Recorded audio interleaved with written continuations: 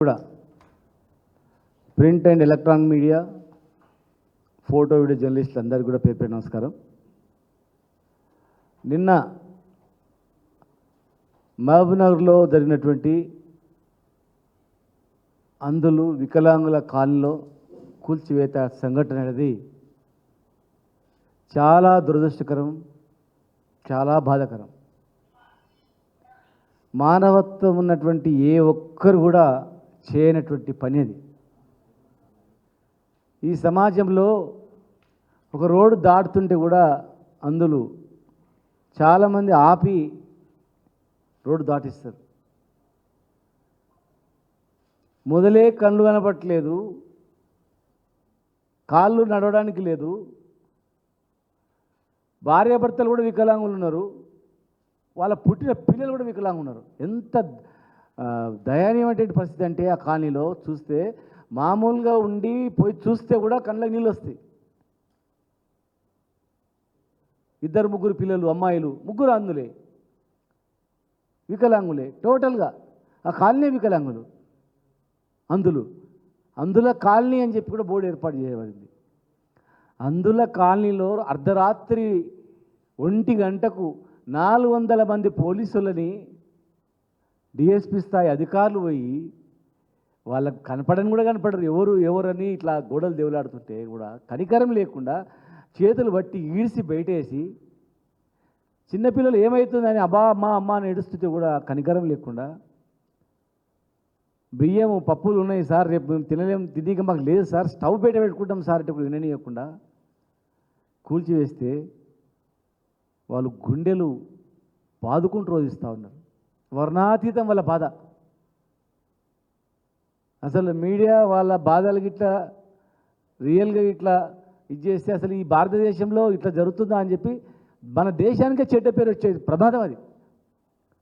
ప్రపంచ దేశాలు ఇక్కడికి అనేక కంట్రీస్ వికలాంగుల గురించి, అంధుల గురించి, పేదవాళ్ళ గురించి, బలహీన వర్గాల గురించి, ఆహారం లేక వీక్ అయిన వాళ్ళ గురించి ఫుడ్డు రకరకాలు పంపిస్తారు, చలికి దుప్పట్లు పంపుతారు. ఇక్కడ రాత్రిపూట 1 గంటకు బయట పడేస్తే వాళ్ళు ఎట్లా పడుకుంటారు, రేపు వాళ్ళ భవిష్యత్తు ఏంది కూడా ఆలోచన చేయకుండా ఇంత దుర్మార్గానికి పాల్పడడం అనేది మేము ఇప్పటివరకు చిన్నగా ఉన్నప్పటి నుంచి ఇప్పుడు కూడా ఇక్కడ చూడలే. అసలు ఎందుకు ఆ కూల్చివేతలు? అవేమన్నా చెరువులు కట్టుకున్నారా, నలలు కట్టుకున్నారా? 10 కిలోమీటర్ల దారి పొడవునా కూడా ఎక్కడ చెరువు లేదు, కుంట లేదు, నాల లేదు. ప్రభుత్వం ఇచ్చినటువంటి, ఆనాడు కాంగ్రెస్ ప్రభుత్వం ఇచ్చినటువంటి ఈ పట్టాలు, కాంగ్రెస్ ప్రభుత్వం ఇచ్చినటువంటి పట్టాలు ఇవన్నీ కూడా 2007లో ఏ ప్రభుత్వం ఉంది, ఎవరి ప్రభుత్వం ఉంది? 2007లో కాంగ్రెస్ ప్రభుత్వం ఉన్నప్పుడే పట్టాలు ఇచ్చింది. టీఆర్ఎస్ ప్రభుత్వం వచ్చిన తర్వాత మిషన్ భగీరథ నీళ్ళు వేసింది, పట్టాలు ఇచ్చింది, అడవిలో కట్టుకున్నారు వాళ్ళు. కానీ 6 కిలోమీటర్లు నీళ్ళు తాగడానికి 6 కిలోమీటర్లు పోయి తెచ్చుకోవాలి, బిందె మీద బిద్ద పెట్టుకొని వచ్చి. కానీ అలాంటిది ఆ స్లమ్కు మంచినీళ్ళ మిషన్ భగీరథ లైన్ వేసి, లైటింగ్ స్ట్రీట్ లైట్లు స్తంభాలు వేసి, వాళ్ళకు water connection, current connection, street lights అవన్నీ శాంక్షన్ చేసి మేము చేసి, ప్లస్ 500 పెన్షన్ 4000 రూపాయలు చేసి వాళ్ళు హాయిగా తింటున్న తరుణంలో ఇలా వాళ్ళు ఎట్లా కట్టుకున్నా కూడా ఆలోచన చేయలేదు మీరు. నేను అడిగితే వాళ్ళకి మా ఇంట్లో 4 వికలాంగులమే, మా ఇంట్లో 4 అందులమే, 4కి కళ్ళు కనపడవు, ఆ 4 ఒక్కరు పెన్షన్ తింటున్నాం, 4000 రూపాయల పెన్షన్ తిని ఆ 3 పెన్షన్తో చిట్టీలు వేసుకొని మేము ఇల్లు కట్టుకున్నాం సార్ అని ఏడుస్తున్నారు వాళ్ళు. 4 ఏళ్ళు పెన్షన్ డబ్బులతో ఇల్లు కట్టుకుంటే 4 ఏళ్ళ తర్వాత ఆ పైసలు వస్తే దానితో మేము మొన్న కట్టుకున్నాం సార్ అని చెప్తున్నారు. ఒక అతను ఏడ్చుకుంటూ రేపు పొద్దునే గృహప్రవేశం సార్, రీమోడల్ చేసుకున్న ఇంట్లో లోపల రీమోడల్ చేసుకొని మంచిగా నేను పొద్దునే గృహప్రవేశం చేస్తామనుకున్నా సార్, అంతకుముందు తడకలు ఉండే, ఆ తర్వాత రేకులు వేసుకున్నా, మొన్ననే చెత్త వేసుకున్నా సార్ నేను అని చెప్పిండు. ఇంకొక ఇంట్లో నా పుస్తకాలు ఉన్నాయి నేను తీసుకొస్తా అంకుల్ నాకంటే ఆ అమ్మాయికి కళ్ళు కనబడతలేవు, అందురాలు ఆ లిపి ఉంటుంది, అందులో కూడా వాళ్ళు చదువుకునే లిపి పుస్తకాలు ఉంటాయి, బ్రెయిలీ బుక్ ఉంది నాది, చదువుకునే పుస్తకం ఉంది, ఒకటే పుస్తకం ఉంది, అంకుల్ అని ఏడిస్తే కూడా వినకుండా చేతి పట్టి గుంజి పడేసారట. ఒక వికలాంగుడు పిల్లవాడు నేను పెయింట్ వేస్తా, వేసినట్టున్నాయంటే కూడా చిన్న పిల్లోడు, 7వ తరగతి చదువుకున్న పిల్లోడు వదిలిపెట్టలే. ఇంకో అందురాలు చిన్నజీవ స్వామి ఆశ్రమంలో ఉంటాం, నేను ఇద్దరం అక్కడే ఉంటాం, ఈరోజు వచ్చినాం, మా అమ్మ నాన్న ఎట్లా బతుకుతారని ఏడిస్తే కూడా ఈయన కూడా ఆడపిల్లలు 18-20 సంవత్సరాలు ఆడపిల్లలను చూడకుండా గుంజేసింది.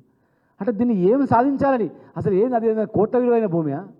అసలు మీరు ఇచ్చిన పట్టాలు నిజమైనవే కాదనుకుంటే ఈ పట్టాలను వెరిఫై చేయండి. ఈ పట్టాలు ఒకవేళ నిజమైన పట్టాలు కాకపోతే ఇచ్చిన వాళ్ళ మీద బాధ్యత తీసుకోండి, ఇచ్చిన వాళ్ళని బాధ్యతలు చేసి వాళ్ళు క్రిమినల్ యాక్షన్ తీసుకొని ఒకవేళ పట్టాలు నిజమైనవి కాకపోతే పేదవాళ్ళ కదా చూడండి, మీరు పట్టాలు ఇవ్వండి. కావాలంటే ఇందిరమ్మ కాలనీ అని పేరు పెట్టండి, ఇందిరమ్మ ఇండ్లని ఇవ్వండి, ఇందిరమ్మ ఫోటో పెట్టండి, అభ్యంతరం లేదు. ఇది కోట్ల విలువైన భూమి కాదు, కబ్జా చేసింది కాదు, చెరువులు లేవు, కుంటలు లేవు, నాలాలు లేవు. మీ ప్రతాపం అంతా కూడా కళ్ళు లేని వాళ్ళపైన ఇంతమంది పోలీసా? విచిత్రం ఉంది.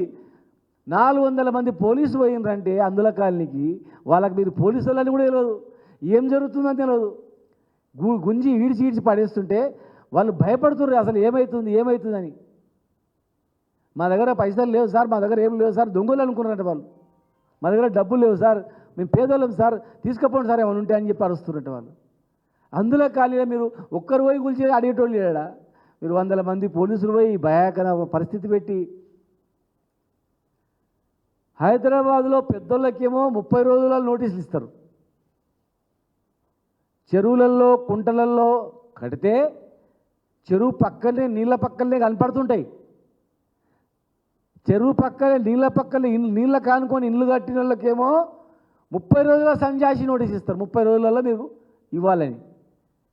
కానీ వికలాంగులు, అందులు, పేదవాళ్ళు, అందులో అందరు ఎస్టీలు ఉన్నారు,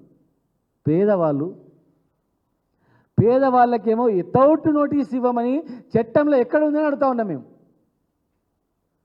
నోటీస్ లేకుండా కూల్చమని ఎక్కడైనా ఉందా? పెద్దవాళ్లకు నోటీసులు ఇస్తారు, ముందే సమాచారం ఇస్తారు, కోర్టుకు వెళ్ళడానికి అవకాశం ఇస్తారు. పేదవాళ్ళకు మీరిచ్చిన పట్టాల్లో వాళ్ళు కష్టపడిన సొమ్ముతో వాళ్ళ వికలాంగుల పెన్షన్తో ఇల్లు కట్టుకుంటే అందులో అన్ని వర్గాల వాళ్ళు ఉన్నారు, బీసీలు, ఓసీలు, ఎస్సీలు, ఎస్టీలు, పేదవాళ్ళు మొత్తం వికలాంగులు మొత్తం ఉన్నారు. వాళ్ళకు కులం లేదు, మతం లేదు, మైనార్టీలు అందరూ ఉన్నారు.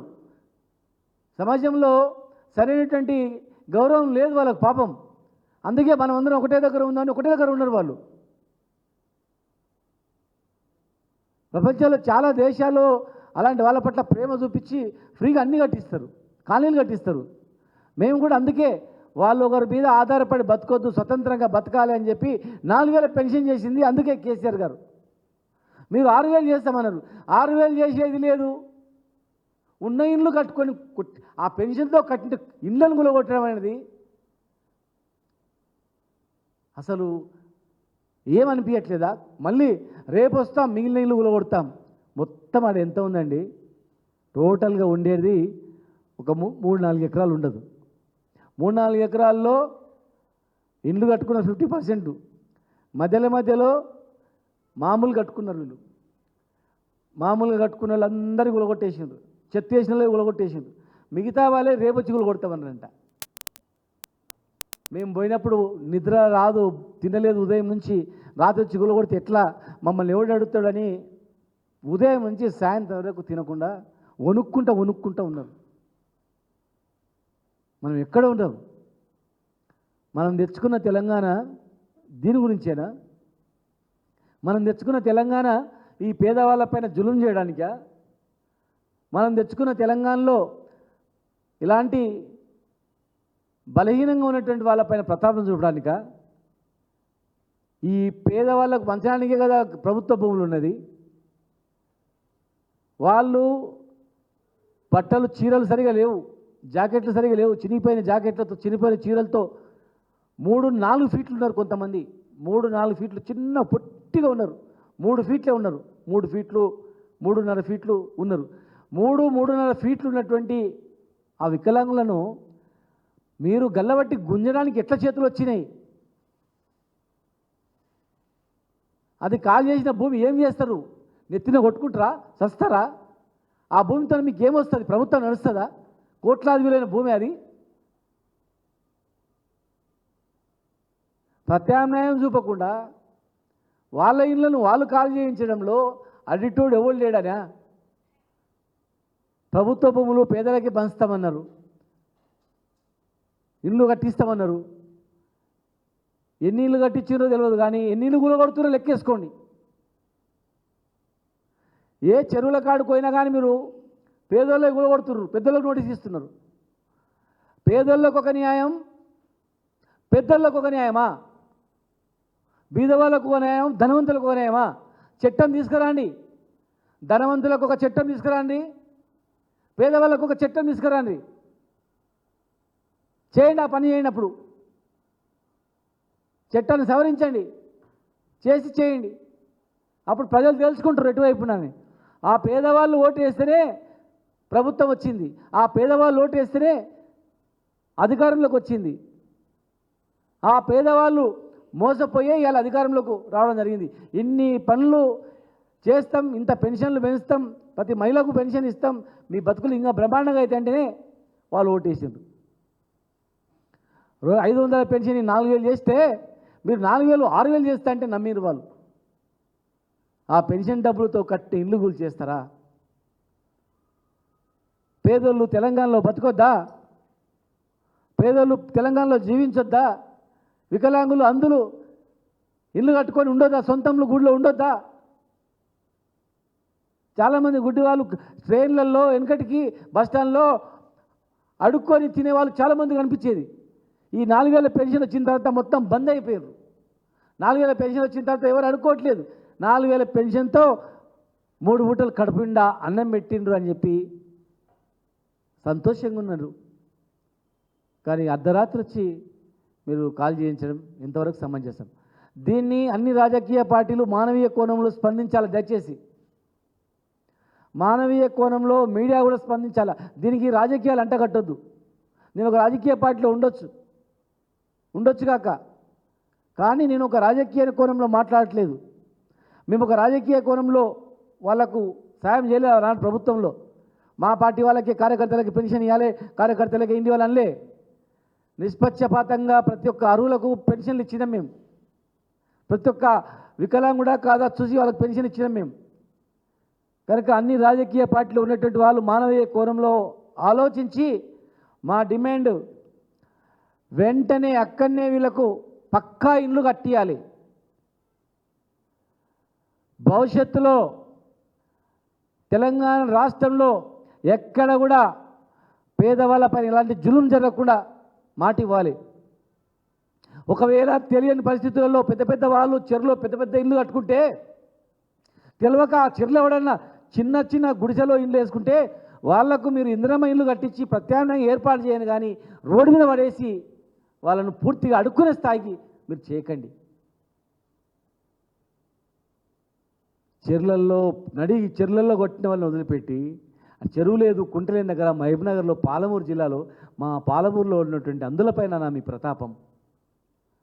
దయచేసి న్యాయస్థానాలు కూడా మాకు చాలా గౌరవం. న్యాయస్థానాలు అంటే న్యాయస్థానాలు కూడా సుమోటగా స్వీకరించి దీనిపైన విచారణ చేపట్టాలా.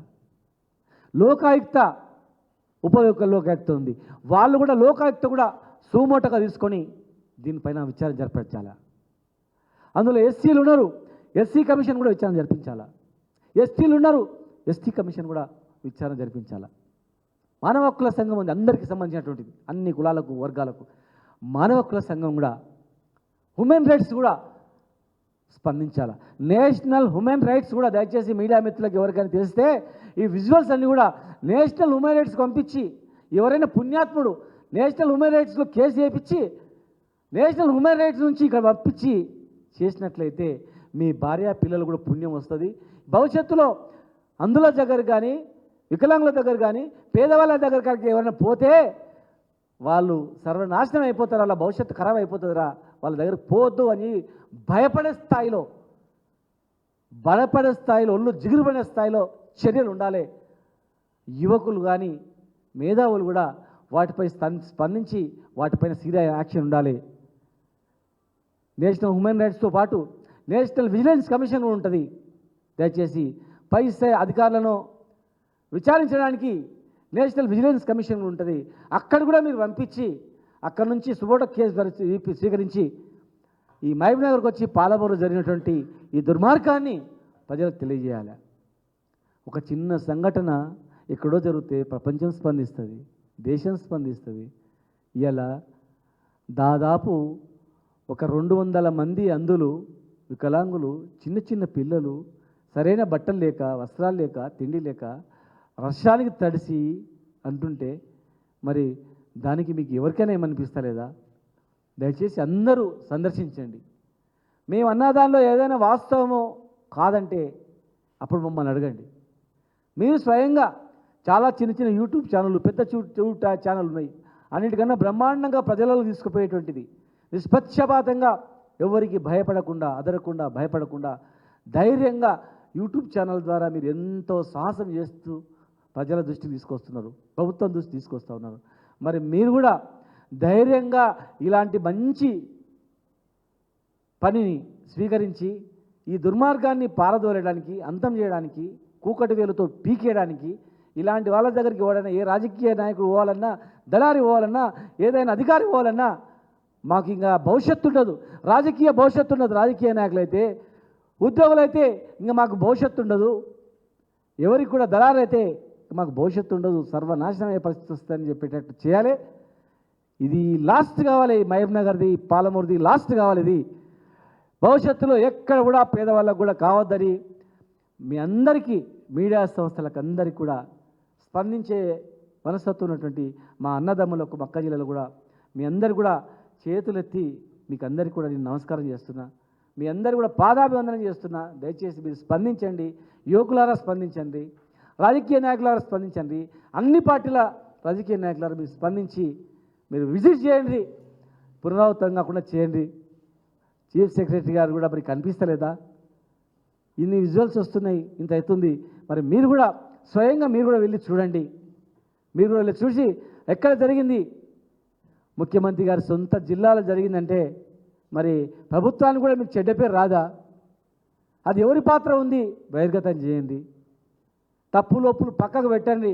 ఇది కరెక్ట్ ఉందా, తప్పు ఉందా కాదు, పేదోడా కాదా, అందుడా కాదా, ఆ అందులోకి వచ్చేటువంటి పెన్షన్తోనే కట్టుకున్నారా లేదా, తినే తిండి, అక్కడ ఉండే నివాసం, వాళ్ళకు ఓన్లీ పెన్షన్ తప్ప ఒకటి మార్గం లేదా, ఉందా లేదా చూడండి. దానిలో ఏమన్నా ఒకటో రెండో తప్పు ఉంటే సరి చేసి మీరు పట్టలేండి, కానీ కూల్చేసి మీ ప్రతాపం వాళ్ళ మీద చూపిస్తారా? వాళ్ళ మీద ప్రతాపం చూపిస్తే మీ మీద కూడా ప్రతాపం చూపించే పరిస్థితి, పేదలు తిరగబడే పరిస్థితి కూడా వస్తుంది, గుర్తుపెట్టుకోండి. కనుక దయచేసి మళ్ళొకసారి అందరు రిక్వెస్ట్ చేస్తున్నా, ఇది పునరావృతం కాకుండా ఉండడానికి కూడా ఒక టీమ్గా మీరు ఏర్పడి ఏం చేస్తే ఈ పేద ప్రజల పక్షాన బాగుంటుంది అని చెప్పి ఆలోచన చేయండి. అన్నిటికీ తెలంగాణ ఆదర్శం, ఉద్యమాలకు ఆదర్శం, త్యాగాలకు ఆదర్శం, అభివృద్ధికి ఆదర్శం, రాష్ట్ర సాధనకు ఆదర్శం. మరి అలా పేదవాళ్ళ పట్ల, దేశంలో ఉన్నటువంటి వికలాంగుల అందుల పట్ల కూడా తెలంగాణ రాష్ట్రం అవలంబిస్తున్న తీరుని మనం కూడా చేయాలని రీతిలో చేయాలని చెప్పి మరొకసారి మీ అందరికి కూడా రిక్వెస్ట్ చేస్తూ థ్యాంక్ యూ. ఒకవేళ సుమోటోగా ఎవరైనా స్వీకరించకపోయినా మేము యాక్షన్ తీసుకోవడానికి మా అడ్వకేట్ల బృందంతో మేము యాక్షన్ రెడీ చేస్తాం. ఇమ్మీడియట్గా అతి తొందరలో ప్రభుత్వం నుంచి అక్కడ బృందం ఏర్పాటై కట్టిన ఇండ్లను యాజిటీగా వాళ్ళకు కట్టించి, కూల్చిన ఇండ్లు యాజిటీగా వాళ్ళ పక్కా ఇండ్లు మీరు కట్టికపోయినా యాజిటీగా వాళ్ళకు హ్యాండ్ ఓవర్ చేయాలి. వాళ్ళ బతుకులు వాళ్ళు బతుకుతారు. మీరు ఏ కొత్త సహాయం అవసరం లేదు, మీరు ఏమి ఇవ్వాల్సిన అవసరం లేదు.